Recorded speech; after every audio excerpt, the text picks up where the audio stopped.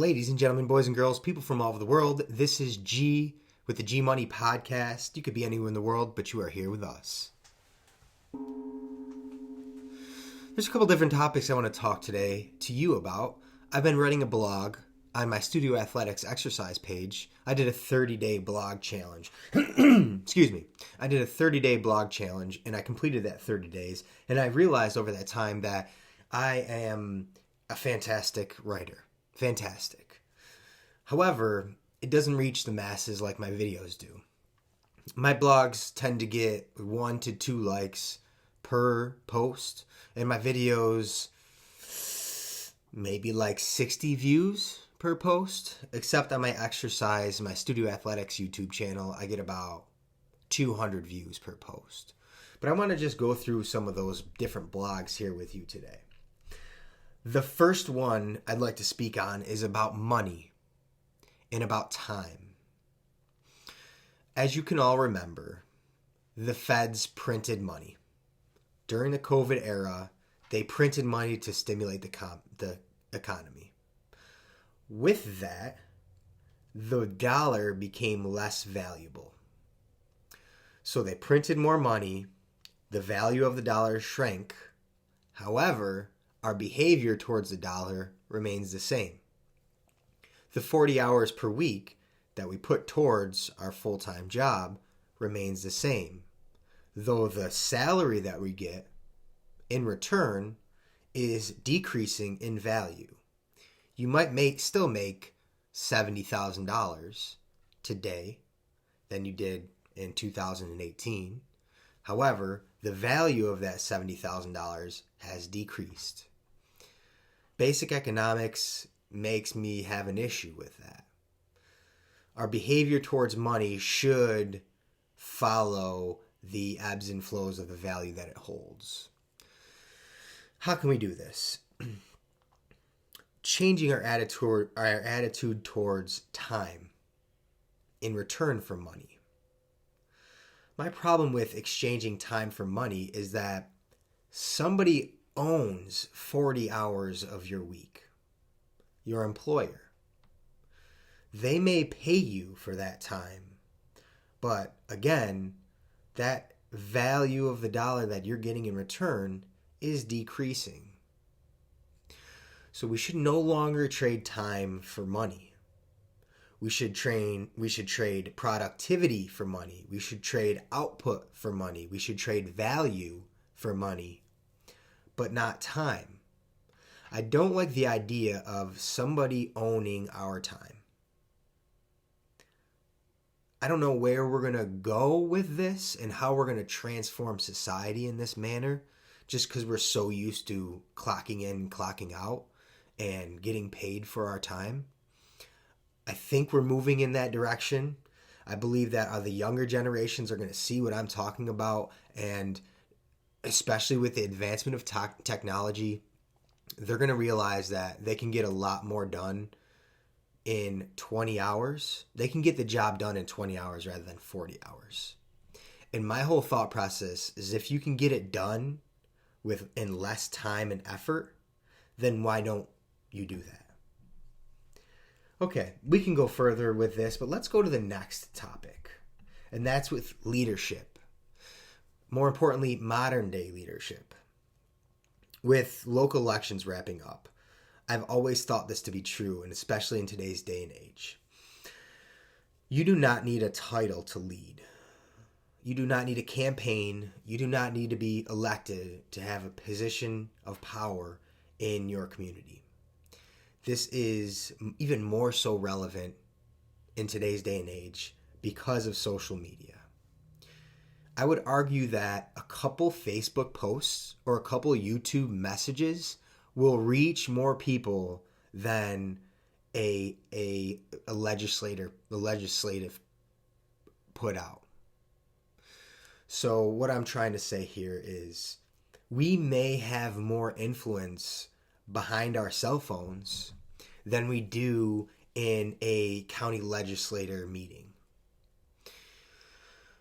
With that, there is some cons to this as well, that more people who are unfit to lead may find themselves in an influential position because of their social media following. But survival of the fittest, the best leaders will rise to the top.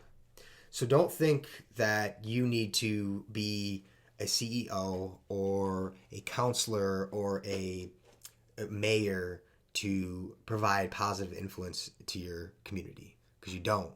You do need some skills and some experience and some influence, but you don't need a title. So see where you stand with that. Where do you stand? Are you a major a positive influence in your family?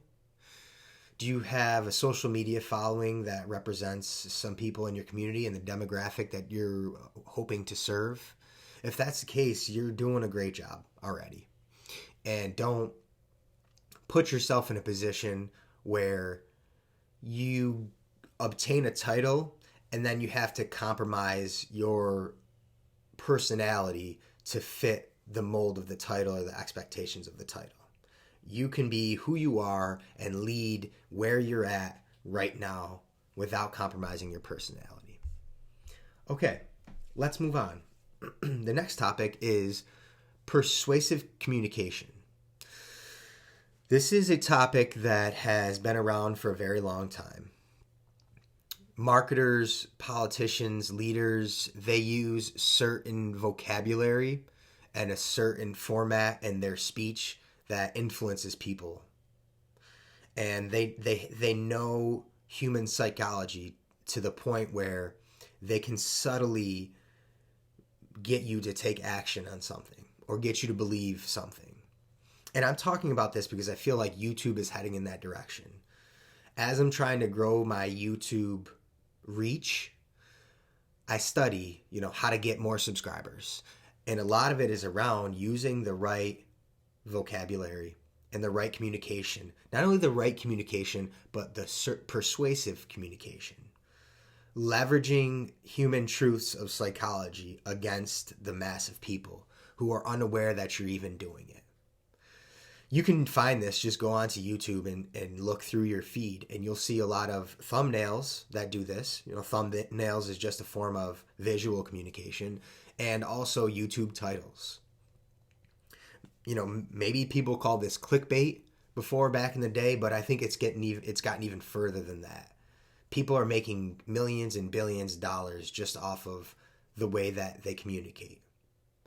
And some people, this is great. Like, for example, Gary Vee is someone who knows and understands this, but he uses it for a positive influence. And Elon Musk is someone who does this very well. Donald Trump. Think about the reach they have because of how good they are at communication. And not only giving you, it's beyond giving you information and value. It is persuading you to take action in something that they want you to do. So just keep a close eye on this. Be smart as you're surfing the social media, your social media, because we spend a lot of time there, and we're influenced by the words that we read and the pictures we see. Look for value, not persuasion. Okay. Carrying on here is the topic of introversion. This is something I've discussed in previous podcasts. The life of an introvert. My introversion has been peaking as of late, and I've found myself isolating a little bit more than normal. For a long time, I've tried to battle against my introversion. I found this to be a negative trait in my life for a while. Until recently, I've decided to accept it and embrace it and try and build my life around it. Because I don't think that I'm all of a sudden, you guys may think that I'm great with people and that I'm an outgoing person. That's because I can be, or I can put on the front that I can be. But I prefer my shell and my home. When I go in public, I like to be in the corner. I like to be out in public. I like to be friendly to people. I like to be in public. I'm not sure.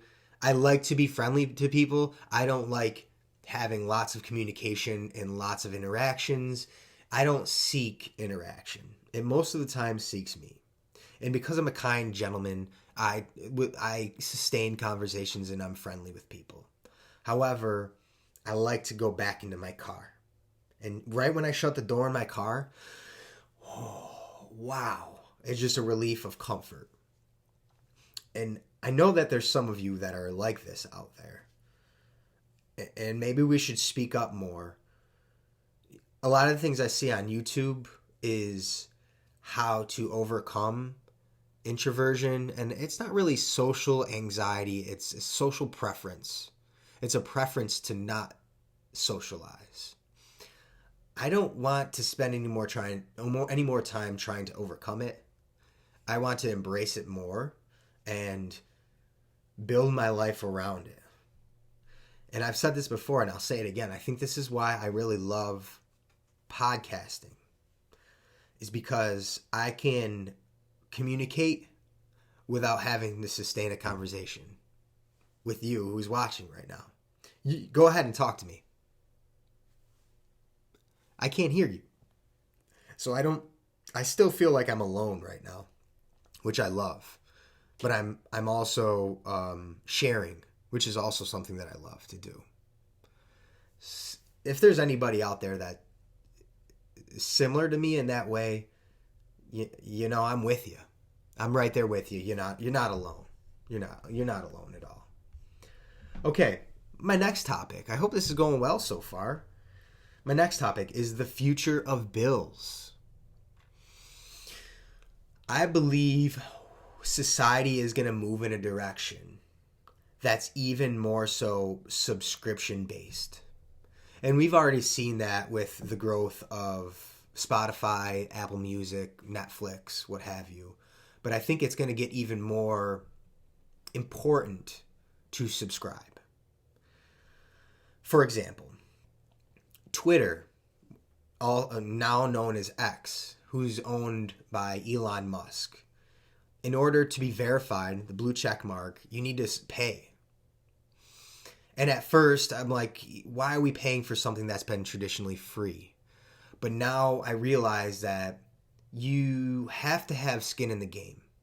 And on X, if you pay, you get your blue check mark, the algorithm favors you, you have more, the platform is more beneficial to you.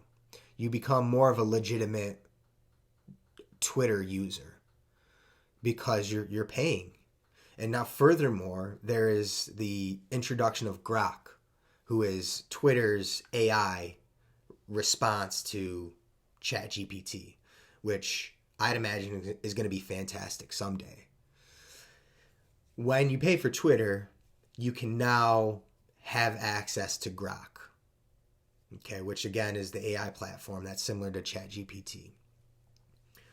Also, speaking of ChatGPT, in order to use the most current form and version of ChatGPT, you have to pay monthly for it now. And I think that companies are going to make the free versions of platforms and social media so outdated and at such a disadvantage that you have to pay for them. To be ahead in society, to have a business, you have to pay for these platforms.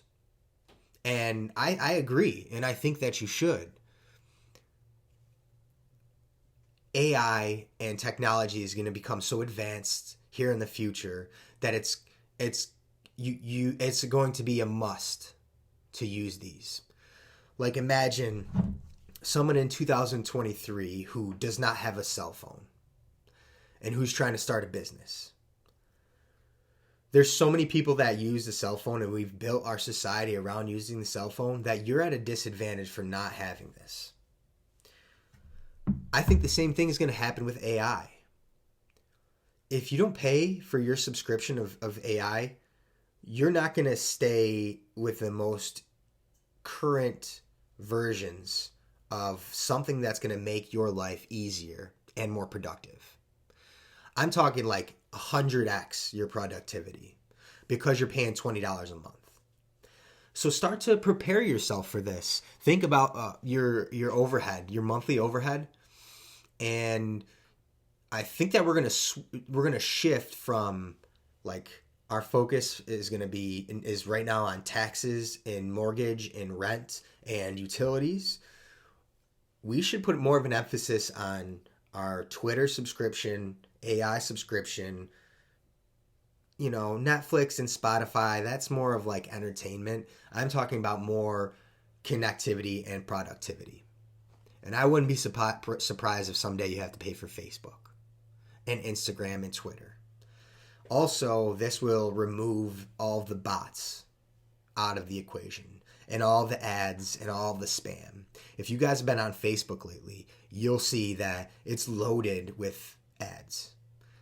I don't love ads. I'm not there for the ads. I get why they're there, but I'm not there for them. So, where's the trade-off? If I pay $20 a month for this platform, I no longer have to see the ads. I can now have a better experience with it. So, prepare for the future of bills, more of a subscription-based approach. Okay, let's move on here. Not only are we talking about the future of bills, let's talk about the future of AI. And you guys know me. I've been speaking about AI for a while now. And it's right up my alley.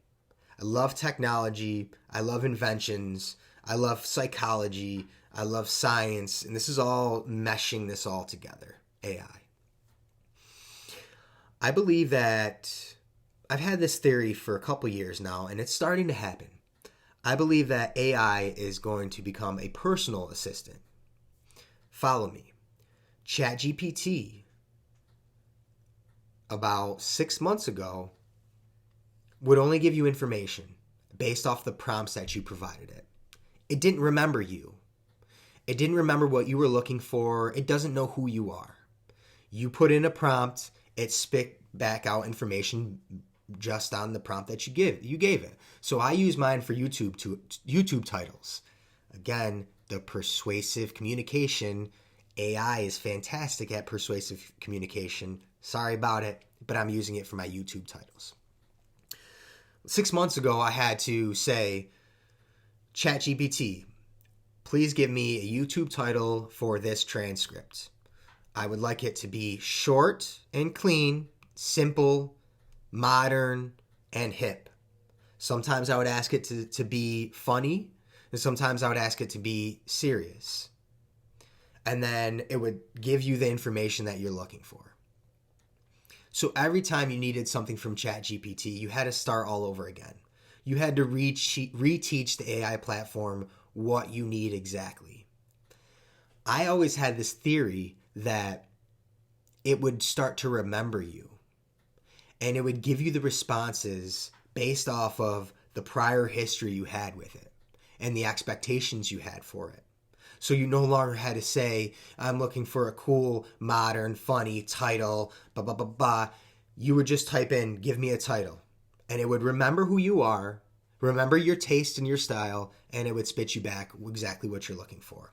And it would grow with you over time. As you grew and you were looking for different things, it would grow with you. ChatGPT is starting to use this. It's called GPTs. You're basically setting up a format for ChatGPT to respond to you. And it remembers you. Beyond this, the AI companion. This is something Tim Ferriss talked about in his most recent podcast. If you use ChatGPT, you'd almost feel like it's becoming a friend. One thing that I did with it is I posted all of my blogs to it. And I said, ChatGPT, give me some feedback. How am I as a writer? What is my tone? What are some pros and cons of my writing style? What are some things that I can work on? And it returned to me information as if it was a mentor of mine. So you start to gain a digital companion. And I know this sounds crazy, But if you don't have a homeboy sitting right next to you that you trust, which you probably don't, then you go to ChatGPT and your homeboy's right there who doesn't have any biases or is literally just alive to serve you. The other day I was like, thank you, ChatGPT. And it was like, you're absolutely welcome. Let me know if there's anything else that I can do for you. You don't get this type of service anymore in the world or friendship in the world. ChatGPT and Grok are here to serve you. That's literally their only purpose. I believe we need to leverage this to our advantage. This can someday, the example I used was having your grandmother who's no longer able to provide for herself and be self-sustainable. As AI progresses, I'd imagine that there's going to be an AI caregiver that you can build with your grandmother based off of everything that you need and she needs.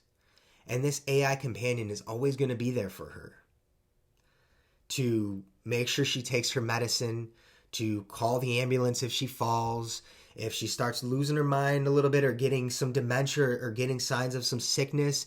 The AI will understand this and know the necessary steps to take to keep her alive.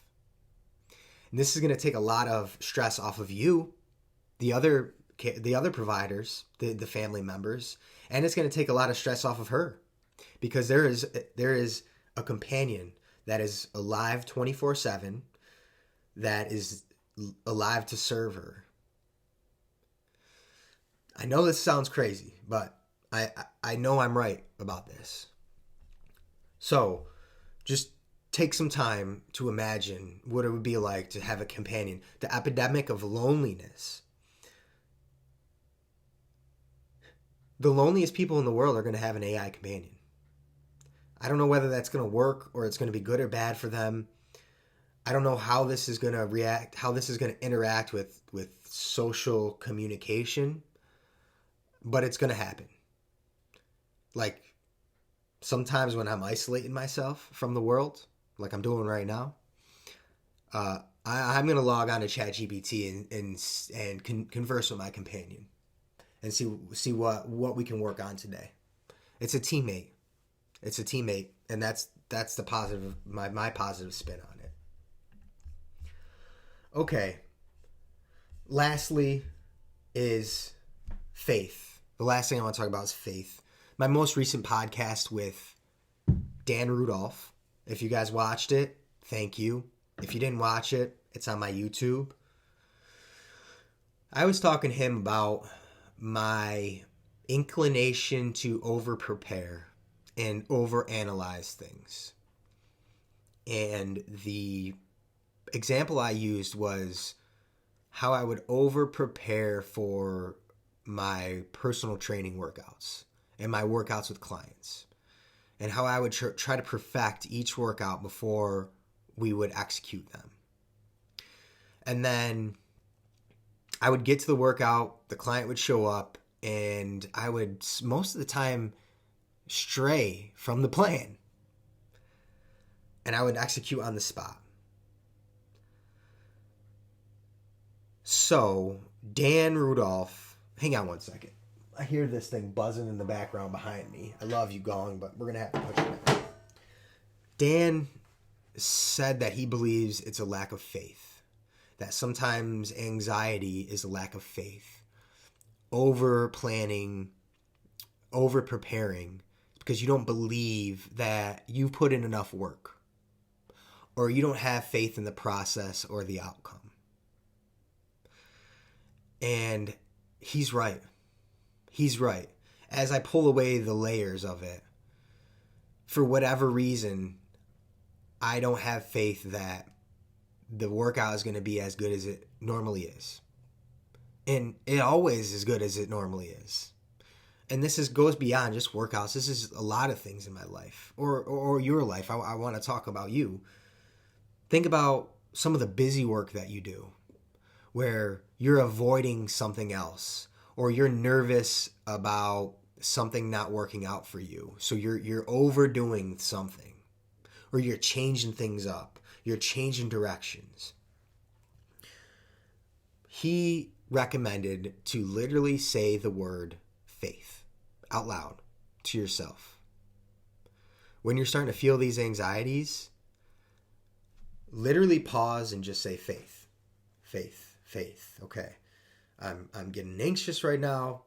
I'm overthinking this. Faith, faith. He said every 2 to 3 seconds, faith, say it. Faith, faith, faith, faith, faith. And not only is that reminding you to have faith, but it's doing something even more important. It's bringing you back to center. It's narrowing your point of focus back to a certain word or a point of reference. Because if I don't know about you guys, but I'll go off into a lot of different directions trying to perfect something. And you get scatterbrained a little bit. And you waste a lot of time. And if you can just remember to bring yourself back to saying faith, you're taking yourself from over here in the corner and you're bringing it back to right here, and your focus is right centered just by saying faith. And it's something easy, okay? This is something I've spoken about before and I've talked about on my podcast. I will find an extremely effective technique to get me to narrow my focus. And then over time, I'll just forget about it and stop using it. And then I'll find another technique and I'll start to implement it and I'll forget about it. And I know that you do that. I know you do it. So we have to find a way to keep it simple to the point where we get so many reps of it that it becomes muscle memory. It becomes a habit built into us. You can do a cold plunge. You can do a 20-minute meditation. You can go walk outside. All that is great and effective. But how simple is that? I'm not about to go do a cold plunge right now. But I can say faith. I can just say faith. Say it out loud. Faith, faith, faith, faith, faith, faith. However long it takes, faith, faith. It takes 10,000 hours to become an expert at something. You better start saying faith right now. You better start saying it right now. Say it right now. Faith, faith, faith. All right, ladies and gentlemen, it's been a while since I've recorded a solo podcast here. I try to stay on top of it, but then again, I really don't. I really want to make sure I'm giving you guys something of value and, not annoy. I don't want to be annoying. So it's hit or miss. It's every once in a while. People ask, where'd the podcast go? How often do you do the podcast? I do it every time I'm compelled and I have the motivation to get in front of this camera and execute on something. With the 30-day blog challenge I would like to do a 30-day vlog challenge so I can get more reps at being behind the camera and consistently deliver content and value. But for now, you get it when you get it. And I'll record when I'm feeling right. And today I was feeling right. Ladies and gentlemen, boys and girls, people from all over the world, that's the G Money Podcast. Over and out.